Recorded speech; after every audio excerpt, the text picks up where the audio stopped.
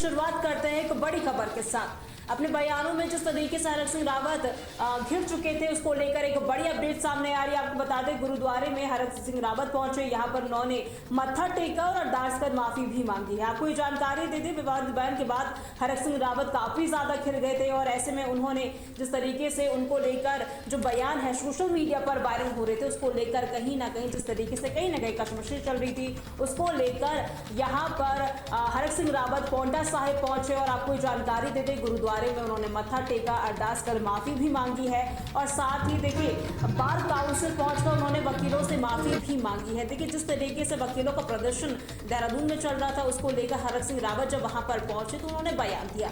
हालांकि उनके बयान को तोड़ मरोड़ के पेश किया गया सोशल मीडिया पर, जिसको लेकर उन्होंने कहीं ना कहीं हरक सिंह रावत ने जब वो बार काउंसिल पहुंचे वहां पर अधिवक्ताओं से उन्होंने माफी भी मांगी। काफी ज्यादा प्रदर्शन भी इसको लेकर देखा जा रहा था, लेकिन कहीं ना कहीं उन्होंने अपने इस बयान पर प्रतिक्रिया भी दी है, माफी भी मांगी है और ऐसे में हरक सिंह रावत वकीलों के समर्थन में पहुंचे थे और यहाँ पर काफी ज्यादा देखिए जिस तरीके से उनके बयान को पेश किया गया सोशल मीडिया पर, गलत तरीके से पेश किया गया, कहीं ना कहीं उसको लेकर काफी ज्यादा माहौल गर्मा गया था। विवादित बयान के बाद हरक सिंह रावत पौंटा साहिब पहुंचे, यहाँ पर उन्होंने गुरुद्वारे में मत्था टेका है, अरदास कर माफी भी मांगी है और साथ ही इससे पहले वो बार काउंसिल में पहुंचे थे, वकीलों के साथ उन्होंने बातचीत भी की थी, माफी भी मांगी और कहीं ना कहीं देखिए जिस तरीके से उनके बयान को सोशल मीडिया पर पेश किया गया था कहीं ना कहीं उन्होंने इस पे स्पष्टीकरण भी दिया था। उनका साफ तौर पर कहना था कि ऐसा उनका कोई भी इरादा नहीं था जिससे किसी की भी भावनाओं को आहत पहुंचे, लेकिन कहीं ना कहीं जिस तरीके से जो बयान है सोशल मीडिया पर पेश किया गया, वायरल हुआ, कहीं ना कहीं उसको लेकर उन्होंने स्पष्टीकरण भी दिया है। बड़ी खबर हम आपको बता रहे हैं, जहां पर इससे पहले उन्होंने बार काउंसिल पहुंचकर वकीलों से माफी भी मांगी, बातचीत भी की और ऐसे ही में माफ कीजिएगा पौंटा साहिब वो पहुंचे, यहाँ पर उन्होंने मत्था टेका, अरदास कर माफी भी मांगी है और यहाँ पर लंगर की व्यवस्था भी की गई थी। उन्होंने पूरी तरीके से यहाँ पर मत्था टेका है और साथ ही आपको ये जानकारी दे दे कहीं ना कहीं उन्होंने माफी भी मांगी है। बड़ी खबर हम आपको बता रहे हैं, जहाँ पर गुरुद्वारे में उन्होंने मत्था टेका, अरदास कर माफी भी मांगी है। फोन लाइन की ओर रुख करते हैं, अमरजीत सिंह कांग्रेस नेता हमारे साथ जुड़ चुके हैं। अमरजीत सिंह, देखिए जिस तरीके से उनका बयान सामने आया था कहीं ना कहीं क्या ऐसी वजह रही कि इतना सोशल मीडिया पे उसे हवा लग गई और यहाँ पर उन्होंने कहीं ना कहीं हरक सिंह रावत ने इस बयान को लेकर माफी भी मांगी है? जी मैम, देखिए आपको शायद जानकारी होगी कि जो हमारे देहरादून में वकील हैं जिनके चैम्बर की एक लड़ाई चल रही है सरकार के साथ जी, उसको लेकर के तमाम नेता आए दिन जो हैं उनके धरना प्रदर्शन में समर्थन के लिए पहुंच रहे थे। इसी प्रकार से हरक सिंह रावत जी वहां पहुंचे। अब बातों बातों में उन्होंने अपने ही जानकार अधिवक्ता व्यक्ति के प्रति, सिख समाज के प्रति नहीं, लोग बाजार में, लोगों में, हर जगह समाज में झूठ फैलाया जा रहा है कि उन्होंने सिख समाज का नाम लिया। सिख समाज का नहीं, उन्होंने व्यक्तिगत अपने ही जानकार एक सिख व्यक्ति को एक टिप्पणी करी और तुरंत उसी क्षण माफी मांगी जी। अगर आपके पास उसकी रिकॉर्डिंग हो और जो देख रहे हो वो वीडियो को देखें, उसी क्षण उन्होंने क्षमा भी मांगी। उनको एहसास हुआ कि कहीं मेरी बात से कोई आहत ना हो और उसके बाद अधिवक्ताओं को थोड़ा सा, जो वहाँ अन्य लोग बैठे थे उनको लगा कि हरक सिंह जी को वो शब्द यूज किए उनको नहीं करने चाहिए थे, तो उनको जब पता लगा अधिवक्ता नाराज हैं तो उनके वो चैम्बर में शाम को जहाँ पर कार्यालय वहां पहुंचे, जहां बार काउंसिल का ऑफिस है, वहां जाकर के 50 से 70 वहां अधिवक्ता मौजूद थे। उन्होंने सबसे जाके खुली वार्ता करी, जिसकी मन में कोई शंकाएं थी, भावनाएं थी, जो उन्होंने व्यक्त करी। हरक सिंह जी ने सभी के लिए क्षमा मांगी। वो सबने इस बात को माना कि हरक सिंह जी की बिल्कुल कोई ऐसी मंशा नहीं थी और वे सभी व्यक्तिगत हरक सिंह जी को जानते हैं कि वे सभी समाजों का, सभी धर्म जातियों का सम्मान करते हैं। उसी को लेकर के वहीं पर सभी अधिवक्ताओं ने एकजुटता के साथ इस बात को माना और सहमति प्रदान करी कि अब इस मामले को यही समाप्त किया जाता है, इसमें और कोई ज्यादा तूल देने की जरूरत नहीं है। लेकिन जब ये मामला सामने आया तो वही भारतीय जनता पार्टी की इस पे तोड़ मरोड़ के पेश किया गया है। मैं वही बता रहा हूँ, मैं उसी बात पे आ गया। जब ये मामला समाप्त हो गया तो आपको पता है भारतीय जनता पार्टी उत्तराखंड की अवसरवादी है, इनको मौका परस्त लोग हैं। इन्होंने उसी वीडियो को तरोड़ मरोड़ करके पेश करके अपने ही चैनल में, मैं आप अगर भारतीय जनता पार्टी का अपना सोशल मीडिया देखेंगे आप फेसबुक में चले जाएंगे तो तमाम वीडियोस को इन्होंने एडिट करके डाला हुआ है जी और बात को तोड़ मरोड़ के पेश किया गया है। जितनी वीडियो वायरल हो रही है वो पब्लिक नहीं कर रही है, वहीं से कॉपी पेस्ट करके लोगों को दिया जा रहा है ताकि वो लोग समाज में इस झूठ का प्रचार करें। वो झूठ जब लोगों तक पहुंच रहा है तो लोग समझ रहे हैं कि उनके द्वारा सिख समाज के लिए कुछ कहा गया, इसीलिए आज वे पौंटा साहब पहुंचे। उनको लगा कि इस बात की सूचना सब तक जानी चाहिए कि मैंने ऐसा कुछ नहीं कहा। यदि उसके बावजूद भी कोई व्यक्ति आहत हो रहा है तो मैं सार्वजनिक रूप से गुरुद्वारा पहुंचकर अरदास करते हुए ईश्वर के आगे नतमस्तक होकर के क्षमा मांगता हूं। इससे बड़ी बात आज तक के इतिहास में उत्तराखंड में मैंने नहीं देखी। ऐसा व्यक्ति जो कैबिनेट मंत्री रहा हो, सभी दलों में भी रहा हो और सभी का सम्मान करता हो, वो व्यक्ति आज गुरुद्वारे पहुंचकर वो क्षमा मांग रहा है केवल इसलिए कि भारतीय जनता पार्टी जो दुष्प्रचार कर रही है उसका जवाब उनको माकूल दिया जा सके। आपके चैनल के माध्यम से मैं पूछता हूं, अगर भारतीय जनता पार्टी का कोई नेता आपके चैनल में है या मेरी बात को सुन रहा है, मैं उनको चुनौती देता हूं। इन्होंने तमाम सिखों के खिलाफ, इनके राज्य से लेकर के केंद्रीय नेताओं ने सिखों के खिलाफ बड़ी भद्दी टिप्पणियां की हैं। इन्होंने सिखों को खालिस्तानी तक कहा, आतंकवादी कहा, देशद्रोही कहा और जब किसान आंदोलन पे थे 700 किसान मर गए, इन्होंने किसी को लेकर कोई श्रद्धांजलि अर्पित नहीं की, कोई विरोध नहीं किया।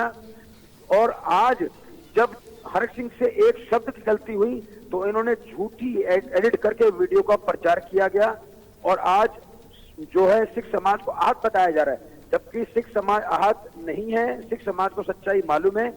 जो विरोध कर रहे थे, जो पुतला दहन कर रहे थे, वो बाहर के व्यक्ति नहीं थे, वो केवल और केवल भारतीय जनता पार्टी के कार्यकर्ता थे। आप उनमें तस्वीरों में जांच लीजिए, वो भारतीय जनता पार्टी के लोग थे, सिख समाज के लोग नहीं थे। ठीक है, पगड़ीधारी थे, सिख समाज से थे, लेकिन वह भारतीय जनता पार्टी के कार्यकर्ता थे वो सारे। जी बहुत बहुत शुक्रिया अमरजीत हमारे साथ जुड़ने के लिए, तमाम जानकारी साझा करने के लिए।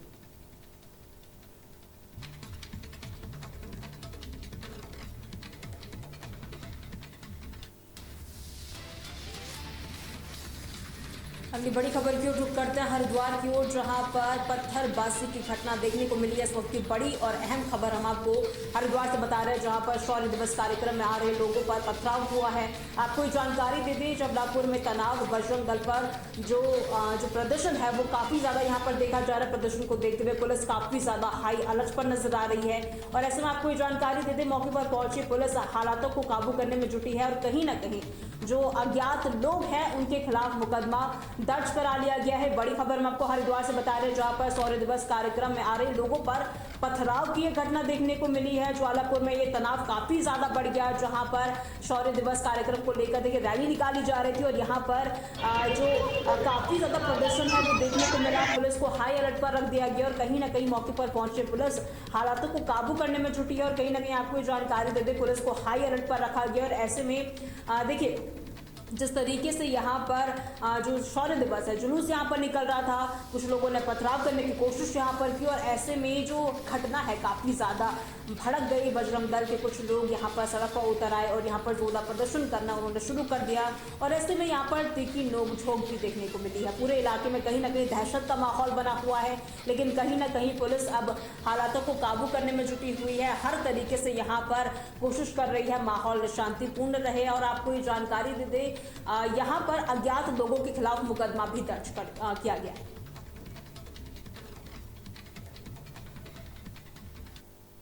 जिसमें एक सिडकुल से सैनी आश्रम की तरफ, एक कनगल की तरफ से और एक इस तरीके से ज्वालापुर की तरफ से लोग सैनी आश्रम की तरफ से आ रहे हैं। तो ज्वालापुर में दुर्गा चौक के पास आपके द्वारा बताया जा रहा है कि किसी शरारती तत्वों के द्वारा पत्थर फेंका गया था जिससे किसी को चोट भी लगी है।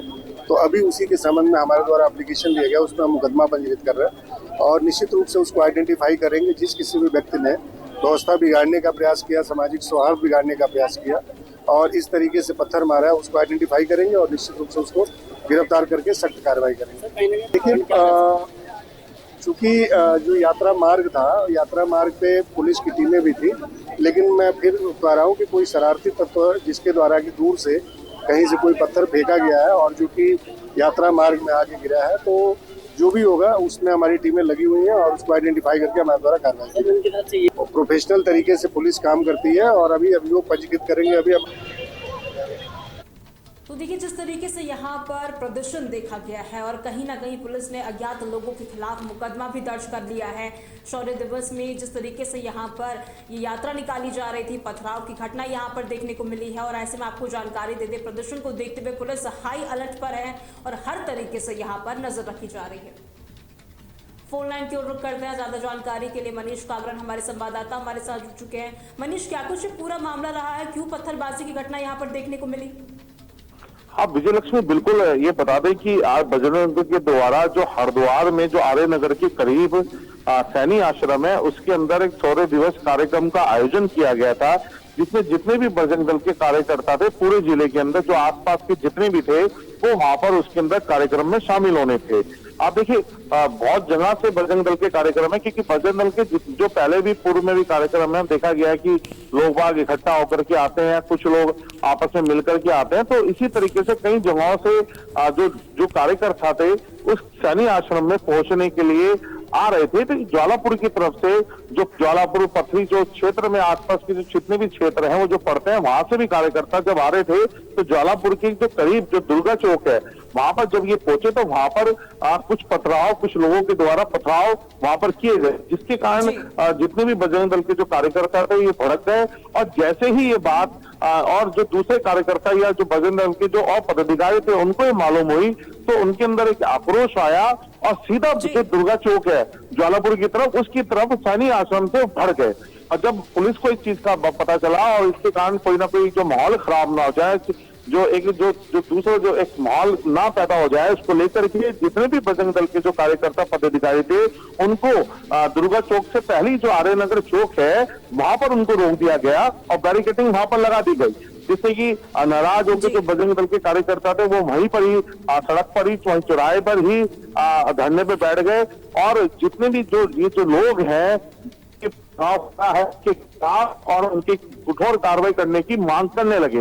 देखिए, जैसे ही ये जो मालूम हुआ तो उच्च अधिकारी भी थे, एसपी सिटी भी थे, वो मौके पर पहुंचे, उन्होंने सारी बात सुनी और सुनने के बाद उनको आश्वासन दिया कि इसकी जांच की जाएगी और इसमें मुकदमा दर्ज किया जाएगा। हालांकि एसपी सिटी द्वारा हमने भी जब बात करी तो उन्होंने ये कहा कि इसमें मुकदमा पंजीकृत कर लिया गया है, जांच होगी, सीसीटीवी जो फुटेज है वो देखे जाएंगे और जिन्होंने ये हरकतें करी है उनके खिलाफ सबसे सख्त कानून, सबसे सब जो नियम है, जो धाराएं हैं उनके इसमें अरेस्टिंग इसमें करी जाएगी। तो फिलहाल पुलिस अपना काम कर रही है, जांच कर रही है, सीसीटीवी जो कैमरे हैं वो खंगाले जा रहे हैं और इस आश्वासन पे जो बजरंग दल के जो पदाधिकारी थे विजयलक्ष्मी, उन्होंने उनकी बात को माना और वहां धरना प्रदर्शन उन्होंने खत्म करा। फिर भी उन्होंने ये बात कही कि अगर जल्द गिरफ्तारी नहीं हुई तो फिर एक आंदोलन और किया जाएगा।